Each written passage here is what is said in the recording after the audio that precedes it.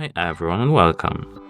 In front of me are Happy Plugs R1 Plus, and today I will show you how can you soft reset them. Let's get started. First we have to remove them from our case, just like that. And now, to restart them and soft reset them, we have to firstly turn them off with touching this touch sensor over there for 5 seconds.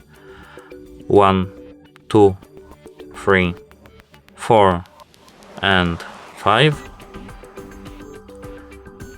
And now, as you can see, they're turned off.